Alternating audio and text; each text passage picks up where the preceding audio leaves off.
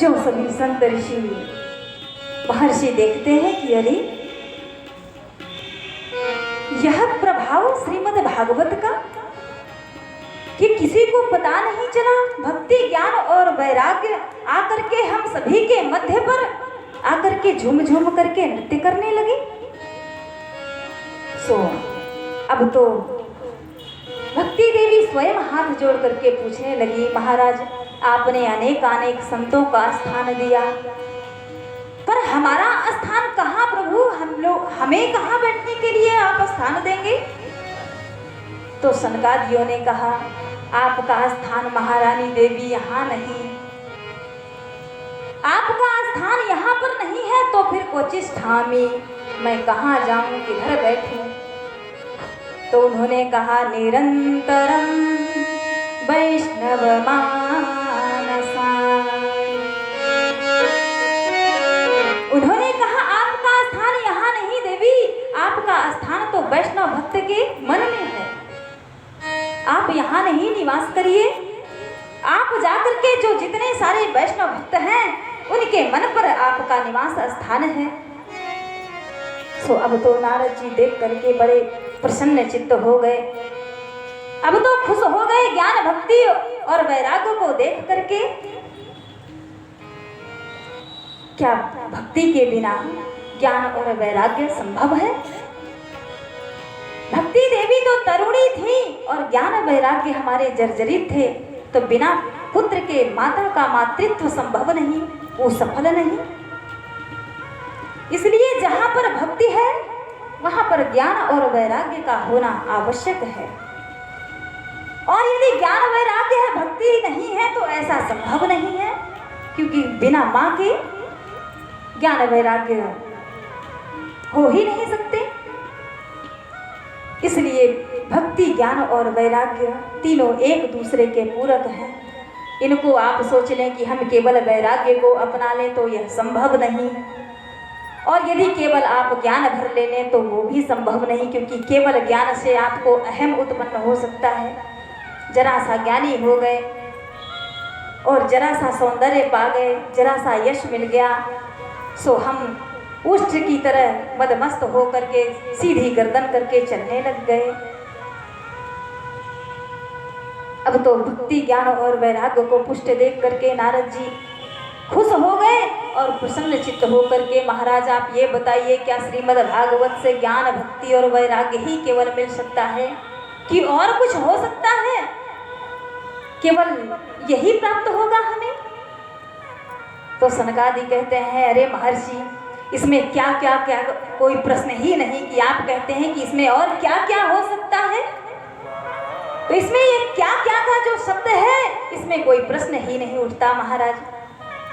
तो अब क्या कह रहे हैं कि कोई ऐसा कोई इतिहास हो, ऐसा आपके पास कोई दृष्टांत हो, कोई उदाहरण हो, तो आप कृपा करके हमें श्रवण कराइए। सो इसका दृष्टांत सनकादि मुनीश्वर बड़ा सुंदर दे रहे। क्या कह रहे हैं? अत्र ते कीर्तिष्याम इतिहासं पुरातनं यस्य श्रवण मात्रेण पापहानि प्रजायत। एक इतिहास मैं आपको श्रवण करा रहा हूँ, जिसको मात्र श्रवण से ही पापों का ह्रास होता है महाराज। आपके पाप नष्ट होंगे और आपको समझ में भी आ जाएगा कि और क्या क्या हो सकता है।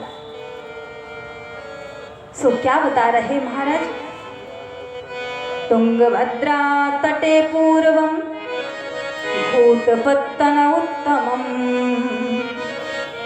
यत्र वर्णा स्वधर्मेण सत्य सत्कर्म तत्पराः।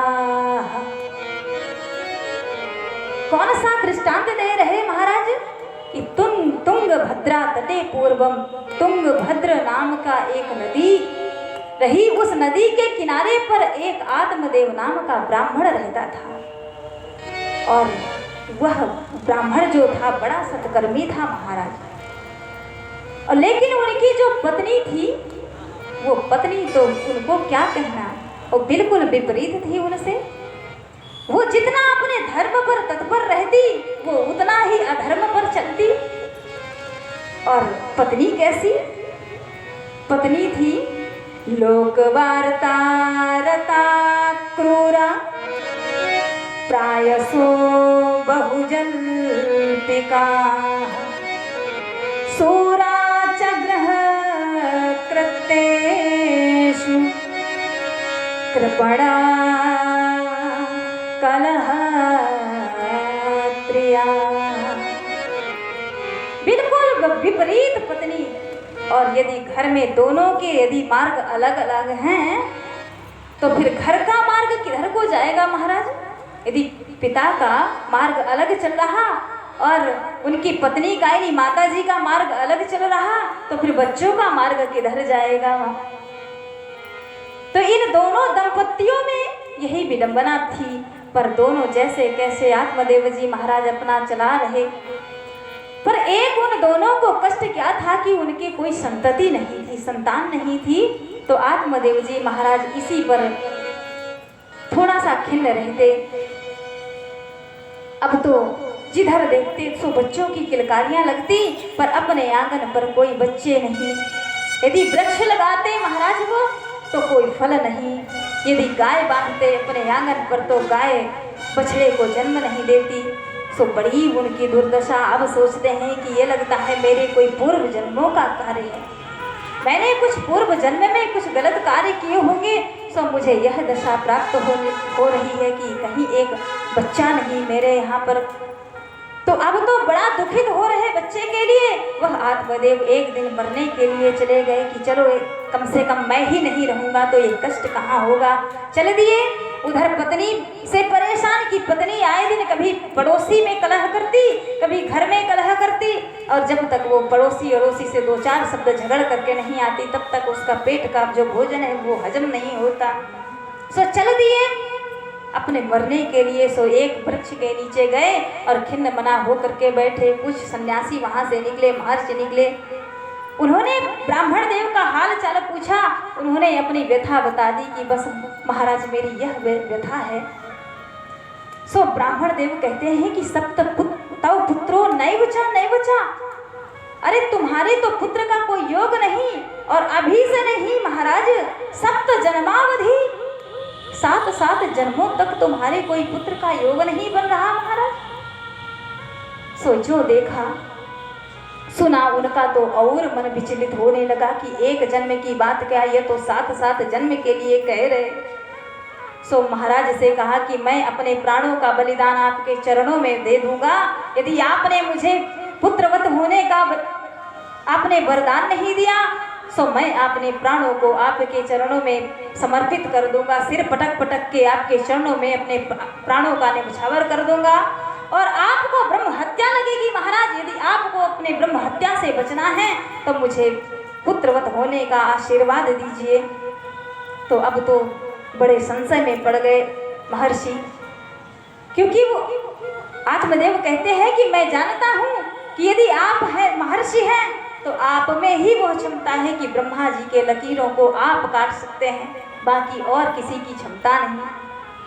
सो अब तो संशय में पड़ गए, पर किसी तरीके से एक फल निकाला और आत्मदेव जी को समर्पित कर दिया कि लेकर जाओ और अपने पत्नी को खिला देना। सो ले करके गए और बड़ी उत्सुकता के साथ कि अरे मेरे घर के आंगन में भी एक बालक की किलकारियाँ गूंजेंगी। ले करके गए, पत्नी को दिया।